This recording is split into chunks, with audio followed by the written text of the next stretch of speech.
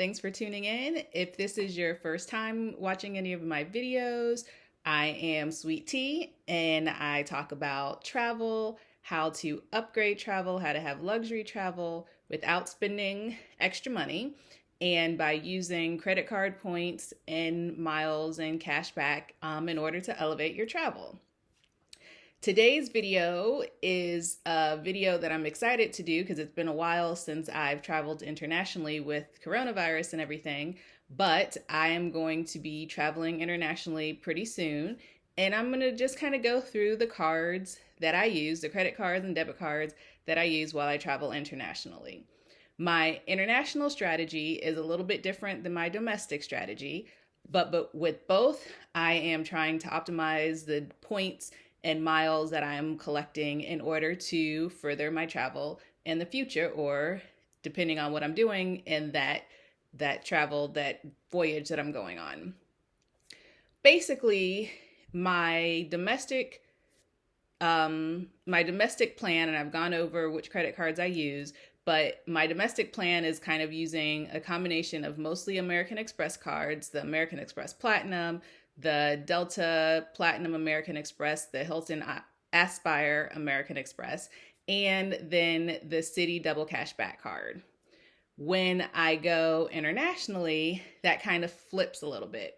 I do use the Hilton Honors Aspire card if and only if I am staying at a Hilton hotel abroad. So I will use that one at the hotel, charge whatever I need to the hotel so that I can take advantage of the 34 points per dollar for that card. If I'm not staying at a Hilton hotel, which is sometimes the case when I go internationally, I then use the American Express Platinum card for the hotel stay. I do that because I'll be able to get membership rewards, and I can bank those and use those to different travel partners. I also like to have a non-American Express card in my wallet because even though American Express is accepted in a lot of different places, there are places internationally that don't take American Express. And this is when if I was domestic, I would fall back on my Citi Double Cashback card. However, one key thing to think about when you travel internationally is foreign transaction fees.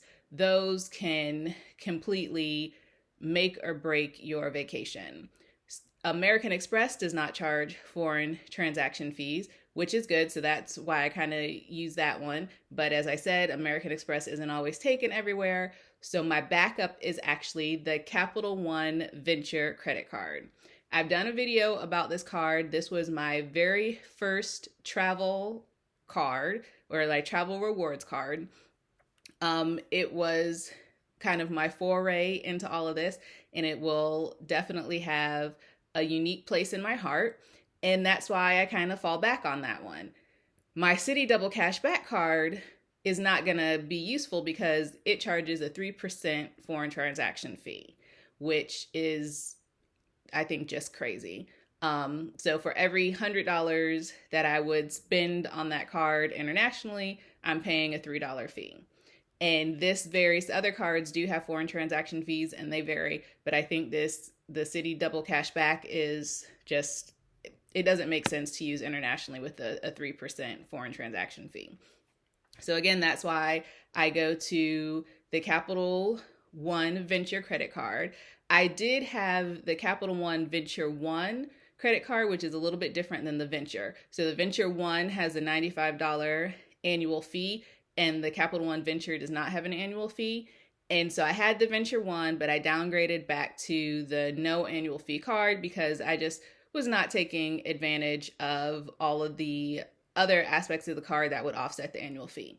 But I didn't want to get rid of it because it has a pretty long credit history. Again, it's a special card to me. So that is the one that I go to if wherever I'm at does not take American Express.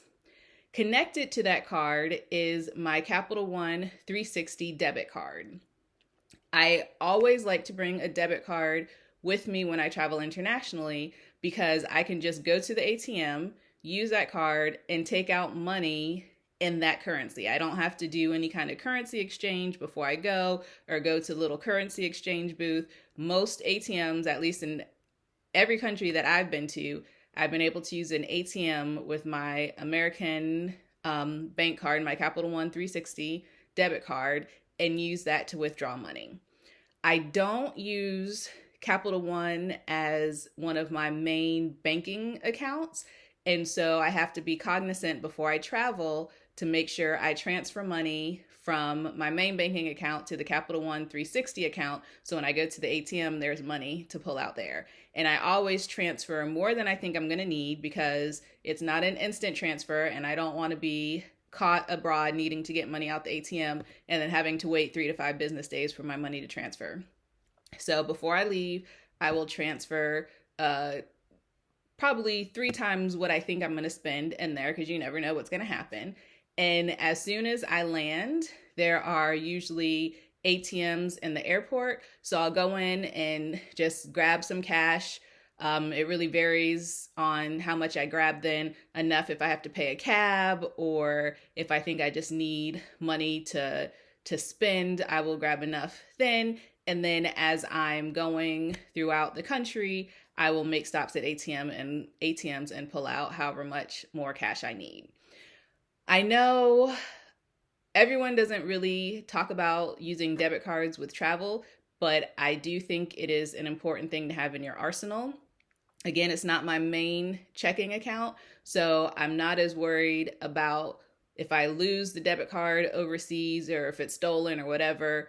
That's not my main checking account. So all the money that's in there, even though it's still money I'd want to use, it's not really impacting all of my like everyday bills that are going to come out of my checking account. So I feel perfectly fine bringing that debit card with me internationally.